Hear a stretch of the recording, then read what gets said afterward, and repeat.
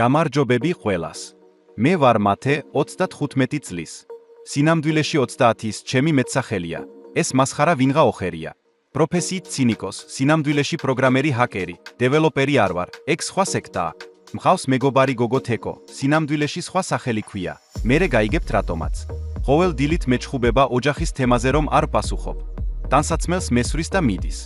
ასე რომ ყავის მომტანი ლოგინში არავინ მყავს. პრინციპში ნახეთ, ყავა რომ მომიტანონ ეგ ცუდია. იმიტომ რომ დავრწმუნდი ბოლოს და ბოლოს რომ ყავა მხოლოდ საჭიროების შემთხვევაში უნდა დავლიო. თორემ მერე ენერგიას წამართმევს, მერე ვეღარ ვიმუშავებ, მერე სამსახურს დავკარგავ, მერე ისიც დამშორდება, ინერვიულებს და გადაუვლის. ასე რომ დილით რომ არ პასუხობ ხოლმე, ორივესთვის კარგია იდეაში. მყავს კიდევ ერთი კატა სახელად უნსუ. სინამდვილეში იცით რა ქვია? არაფერი, იმიტომ რომ კატა არ მყავს.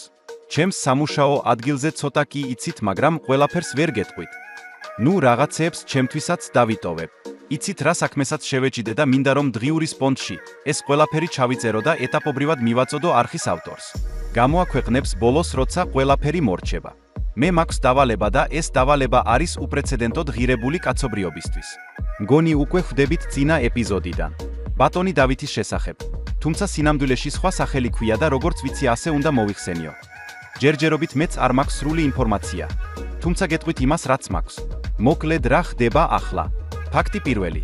არსებობს ძვირფასი ინფორმაციის მატარებელი CD დისკი, რომელიც შეიცავს დიდი მოცულობის კოსმოსურ ინფორმაციას გამოგზავნილს იმ ინკოგნიტო ზონდიდან, რომელიც როგორც ამბობენ გაუშვეს განვითარებულმა ცივილიზაციებმა სადღაც 5000 წლის წინ. ამ დისკმა ბევრი იარა თუ ცოტა იარა მოხდა საქართველოში და აქედან საიდანღაც გაქრა. პროფესიონალურად რომ ვთქვათ სახლიდან გავიდა და აღარ დაბრუნებულა. ეს დისკი გაქრა თავის ყუთიანად და ეს ყუთი არანაკლებ საინტერესოა. როგორც ამიხსნეს ის ასხივებს SOS სიგნალს ყოველ 30 დღეში ერთხელ. სიხშირეზე 430 MHz, 10 წამის განმავლობაში. და უნდა ვრცელდებოდეს დაახლოებით 15-20 კილომეტრის რადიუსში თავისი 15 სანტიმეტრიანი ანტენით. ყუთს ორივე მხარეს აქვს ლითიუმის ბატარეა. დღეისათვის დიდი შანსია რომ ის კიდევ მუშაობს. ფაქტი მეორე, რაც განმიმარტეს. ბატონმა ჟანმა ეს მოწყობილობა დაკარგა 2001 წელს სასტუმრო ჰოთელ ივერიონში ყოფნის დროს, ნუ ყოველ შემთხვევაში სასტუმროდან, რომ გავიდა მეუღლესთან ერთად და დაბრუნდა ამის მერე მხოლოდ მეორე დღეს შეამოწმა და აღმოაჩინა რომ ნივთი აღარ იყო დიპლომატში. ფაქტი მესამე. 2001 წელს ჩატარებულ გამოძიებაში ფიგურირებს ჩინელი ელექტრიკოსი ვინმე მინგლუ, რომელიც შეთავსებით იყო მიწვეული განახლებითი და სარემონტო სამუშაოების გასაკეთებლად და დაწვრილებით ამის შესახებ შემიძლია გავარკვიო სასტუმროს იმდროინდელ დაცვის უფროსთან ვინმე თამასთან. ფაქტი მეოთხე. არის ერთი საინტერესო ივენთი, როცა ბოლო წლების განმავლობაში სპეცდაზვერვამ გამოავლინა აღმოსავლეთ საქართველოში, კერძოდ ახმეტის და ყვარლის რაიონებში რამდენიმე რადიომოყვარულის საუბრიდან საიმედო ნიშნები ამ ობიექტის არსებობის. ხო და აი ამით მეგობარნო ალბათობის ზონა მკვეთრად პატარავდება და ეს არის სასიხარულო ინფო. ხო ვდებით რამდენად მიმარტივდება საქმე? ასე რომ, ერთის მხრივ მე უნდა მოვაგროვო რაც შეიძლება მეტი ფაქტი იმ ჯიგარი ჩინელის შესახებ და მეორეს მხრივ კონსპირაციულად ვიჩალიჩო ობიექტის პელენგაციისთვის. იცით რა არის პელენგაცია? ვინც არ იცით, ეს არის რაღაცა მექანიზმებით ამა თუ იმ გამომსხივებელი ობიექტის ადგილსამყოფელის დადგენა. რამდენიმე მოწადინებული ძმა იღებს ანტენებს და დარბის კლდე ღრეში სანამ არ დაიჯერს ძლიერ სიგნალს და არ მიადგება სიგნალის წყაროს სპეციალური გეომეტრიული დაზომვით. მე კი ვარ მათნაირად მოწადინებული, მაგრამ ვინაიდან და რადგანაც არ ვიცი ბოლო სიგნალი როდის იყო. ერთი თვე გარეთ დგომას არ ვაპირებ. თუმცა მაქვს გეგმა B. ეს ისე გლეხურად და დეტალურად მერე აგიხსნით რა ჩავიფიქრე. კიდევ ერთი ამბავი, მარტინ ბატონმა ერთ ინკოგნიტო ქართველთან დამაკავშირა. როგორც ხვდები, სერიოზული შიშკაა ზედა ეშელონებში. სახელიც არ ვიცი. უბრალოდ როცა დამჭირდება უნდა დავურეკო აი მაპით და სურვილი ვთხოვო და მაშინვე ამისრულდება. ჯინივითაა მოკლედ. ჰაჰა.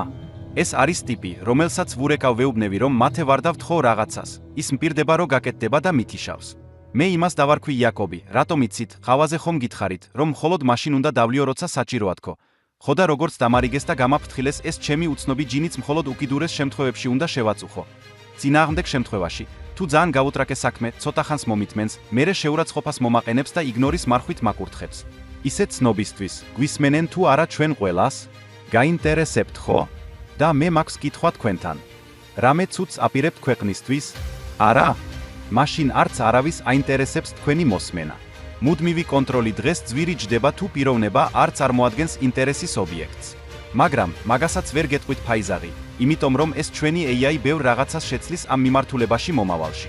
ტექსტის მუდმივი ანალიზი და საფრთხის გამოვლენა მისი ერთ-ერთი საქმე იქნება. ეს რომ მოვრჩეთ. თქვენ მკითხავთ როგორ მოხდი ამ გაუგებრობაშიო. არა, კი არ გაძალებთ, უბრალოდ შეიძლება მკითხოთ ამ გაუგებრობაში როგორ მოხდიო.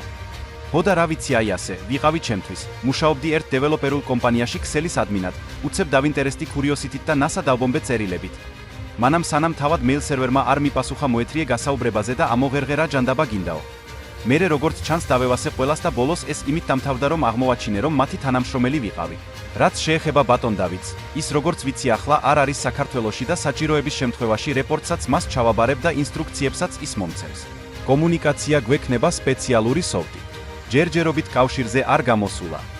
თუმცა გამაფრთხილეს რომ ეს არ იქნება სტანდარტული კომუნიკაცია. ასე რომ მოდი ინტრო გვეყო და გადავიდეთ საქმეზე. მაშ, რითი დავიწყო? რითი და პირველი რაც უნდა გავაკეთო. სწორად მიხვდით. კარგად გამოვიძინო, იმიტომ რომ წინ დიდი გზა მაქვს და ამ გზის გავლაში დამეხმარება ჩემი კომპები, ჩემი Honda Fit, ჩემი რამდენიმე მეგობარი თეკოს ჩათვლით და კიდევ ბატონი იაკობი. მეგობარს ვერ ვუწოდებ, იმიტომ რომ სახელი არ ვიცი.